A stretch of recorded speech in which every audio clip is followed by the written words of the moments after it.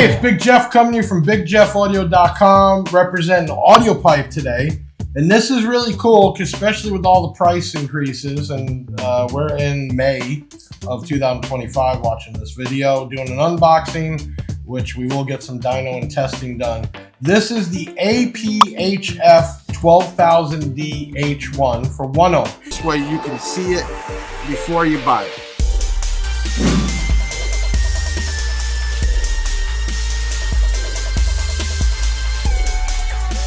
It is a 12K amp, Brazilian guts.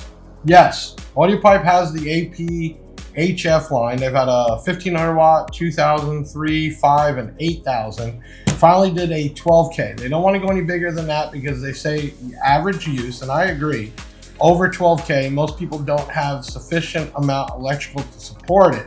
And there's too many problems. They used to have a 16K, and not that the amp is bad, but the people using it aren't ready for it. So they did come out with a 12K. Now here's the kicker. Right now, May of 2025, we have these up for sale for only $599. 600 bucks for a 12K amp, 1% THD. It is full range, 10 hertz to 20 kilohertz. Signal noise ratio, 85 dB. And it is rated, which I can tell you Audiopipe has good rating, very on point. RMS 4 ohm, 3900 watts. RMS 2 ohm, 7300 watts. And 1 ohm, 12,000 watts. Now you can see this thing is pretty big, but not as big as some 12Ks. Why? They have that cool long design. And we're gonna crack this open. So Audiopipe definitely has stepped up their boxing game. Why? Well, over and over, more and more stuff is being shipped and sold online. True. Oh, so true. Years ago, that wasn't the case. Most of the stuff was bought at shops, so boxing and packaging wasn't as important.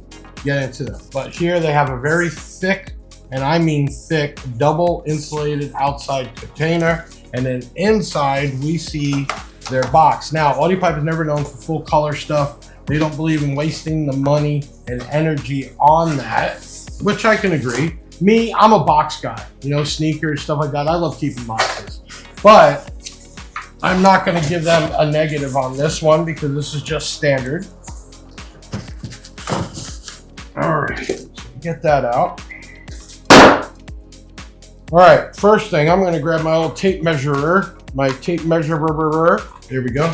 So the actual shipping box is 28 1/4, 11 inches. So we know the amp's going to be smaller than that. So a 12K amp, really good, fit in a lot of applications with their design. I've been real close with the Audiopipe guys for years. When I was young. Basically since I've been in car audio, way before Big Jeff Audio. So we have a very good relationship.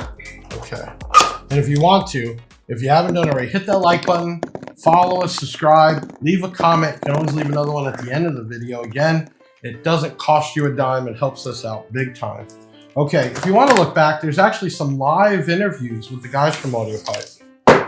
All right, so first thing we noticed, usually you get some kind of manual.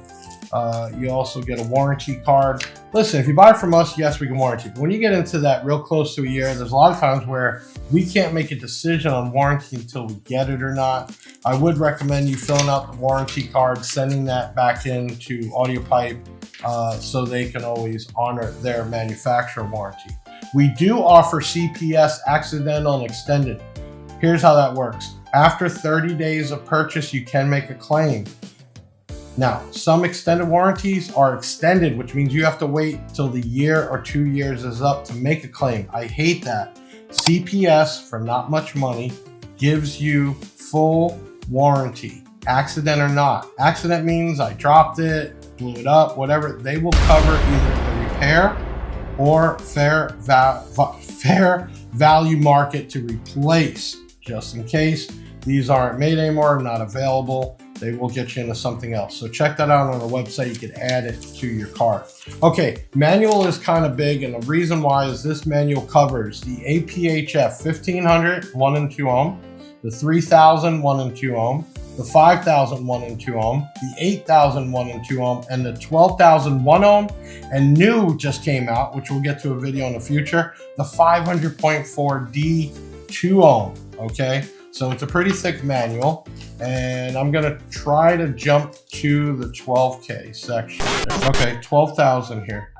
We went over the wattage, 80 Hertz. That's the crossover. So you have a high pass, not available, but a low pass of 80 to 20 kilohertz. Input sensitivity, very important. It will work 0.25 volts up to 4 volts. What does that mean? It means optimal level is up to 4 volts. Over than that really isn't going to make a difference. It might even go negative wise, too much voltage going in. So check how much voltage you have coming out of your head unit, DSP or whatever, and try to keep that 4 volts and under. And like the rest of their Audiopipe amps, this will work from 9 volts to 16 volts. So you can use a high amp alternator. And even though it plays down to 9 volts, do not go under 12 volts, okay? They recommend that this will pull 960 amps.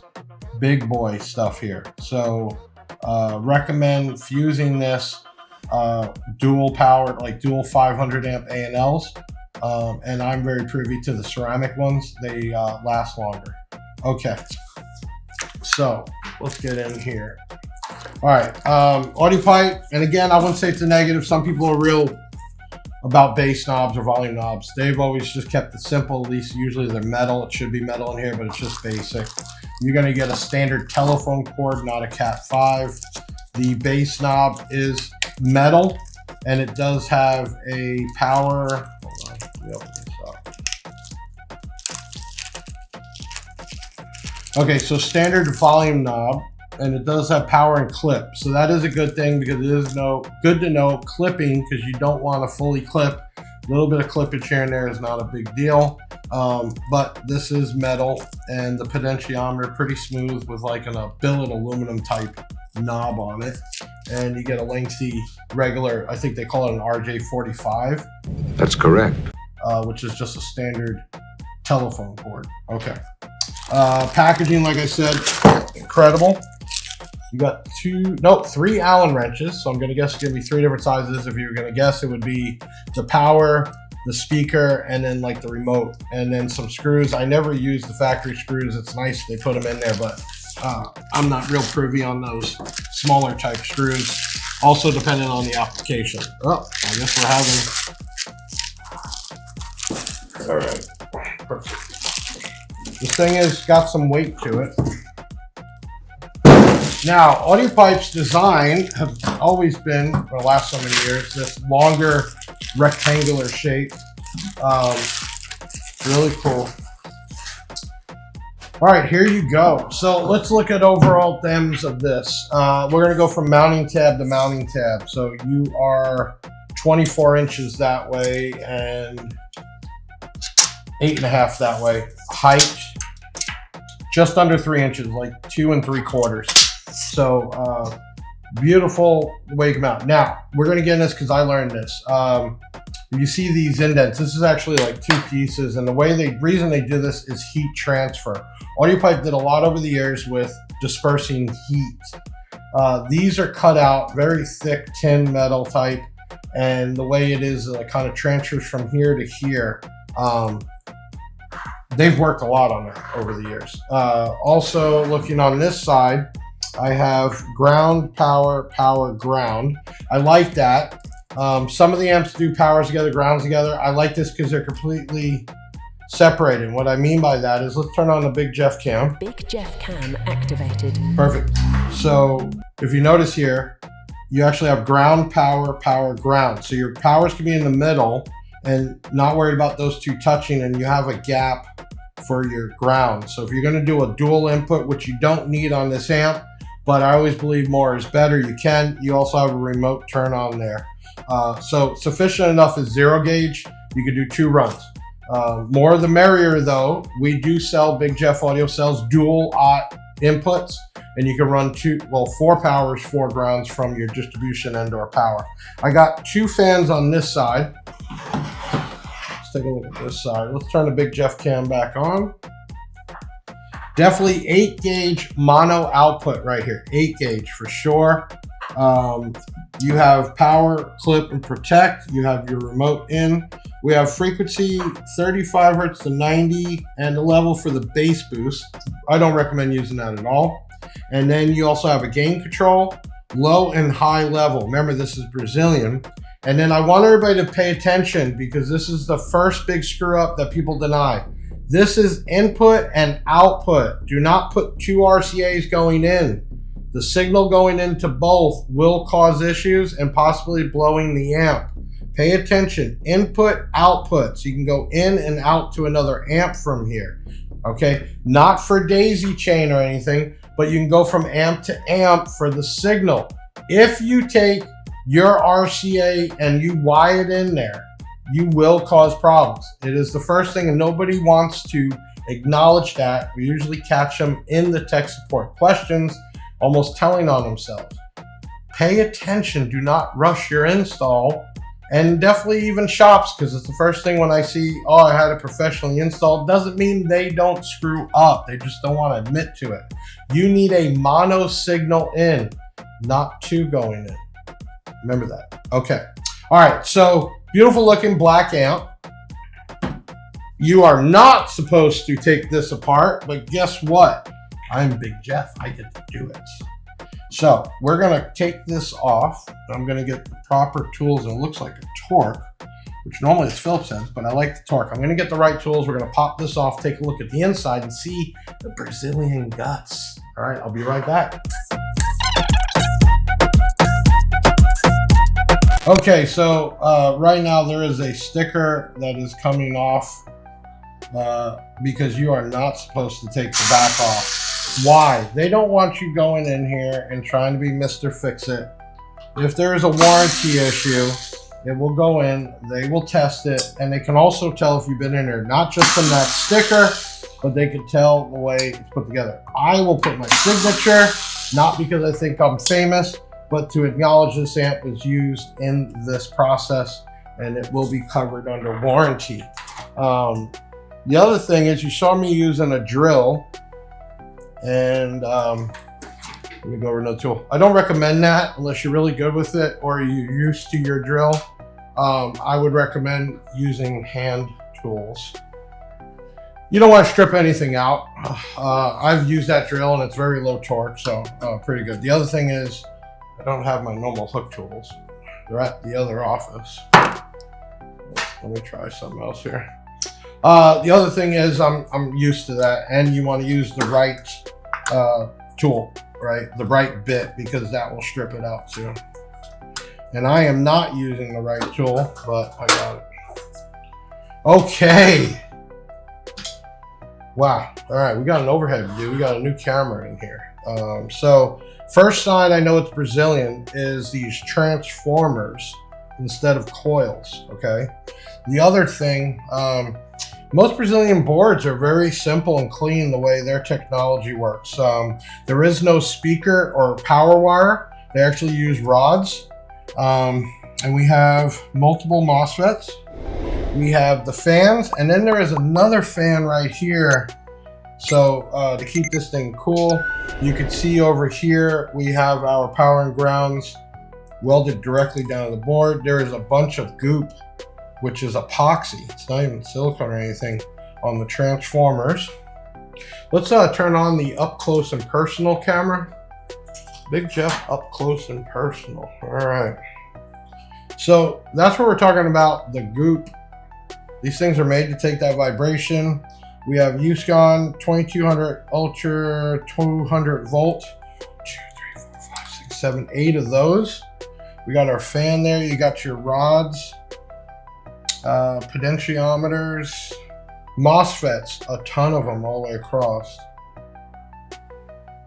And I'm gonna do a quick scan of the board.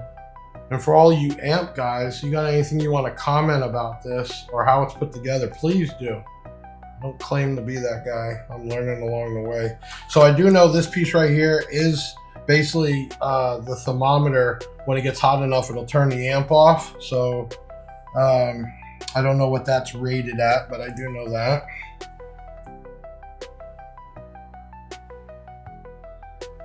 Just clean, simple inside. This is definitely a powerhouse. Okay, so normally you can tell how many Mosfets, you get an average, how much power, and then these E28 transformers, this will do every bit of 12K pretty efficiently. So it is not Tiffany style RCAs. Here's my belief on that. Yes, those look nice. Yes, it makes for a better amp, but the reality is if you're not unplugging and plugging, and it's just in here, you should have no problem. They actually have these nice because it's not just screwed in. Let me go back to the up close and personal cam, Ben. I want to show you what I'm talking about. There's actually clips. So normally the reason why people don't like them is because it's just one screw from the outside holding. These actually have like clips that hold it in place. So I don't think you're gonna have a problem at all not being Tiffany on this. So definitely put a comment, you know, on that board. It's just a beautiful looking board. It's a good size amp. It's chassis is pretty thick. Heat distribution, I told you, with that double layer on the front with the Audiopipe logo. That's how these things were designed to transfer heat. Remember, energy is not destructible. It only converts into something else. So when you have that heat, basically simple terms, it spreads itself out along this alloy to disperse the heat because you don't want it. And then having the fans, those here for sure are gonna, looks like blow out hot air. And then I guess the air would come in from this side. Now the fan on the board, I think is just in that area with these caps that will get pretty hot. And then the other two fans are close to the transformers. So they do a lot in their designing. This amp probably, even though they've had the other models, this was probably well over a year in designing and testing before they produce it. That I will say about Audiopipe, they do make very good. There is some, and that's why I said you can tell if this thing is open because there is like a felt stuck down here to bond, or basically to give a buffer so it's not metal on metal. When it comes up, you can tell. I'm gonna sign this so we know. Couple of imperfections on the powder coating I could see, but it's underneath, you wouldn't even notice it. Now, if you were to go in your amp or have somebody repair it, super important to put the screws in right. You don't want to strip it out. You want to make sure you also put the plate on the right way because even though it is matched up, it might be a little bit off the other way. And then you don't want to over tighten. This is just a back plate. It is nothing that needs to be torqued down or anything. This is not a marine amp, so it doesn't have to be sealed up, but it does need to be put in right. And what I like to do is kind of off. Tightening anything, I like to kind of stagger it, just put it down flush. Okay, so the next thing is we've got some of the specs. We got the unboxing. It's $5.99. It's a 1% THD, which is pretty standard, except for most of your amps and your Brazilian amps. And then we're gonna get this thing hooked up and get it on the dyno for a second video. So this video is the unboxing of the APHF-12000D, which is 1 ohm. And man, for $5.99, 12K, that's good. Now, will the prices go up? Yeah, they're gonna go up. Right now, this came in before tariffs, so it's locked in, but when they replenish, obviously that's gonna be different. So get yours today. You can go to bigjeffaudio.com and you can just search APHF and then put 12. It should come up. And they're $5.99, 1 ohm only. We have them in stock. We'll get it shipped out to you. And then stay tuned for another part of the video where we get this thing on the old SMD dyno and run some power through it. I'm Big Jeff from bigjeffaudio.com. I'll see you real soon.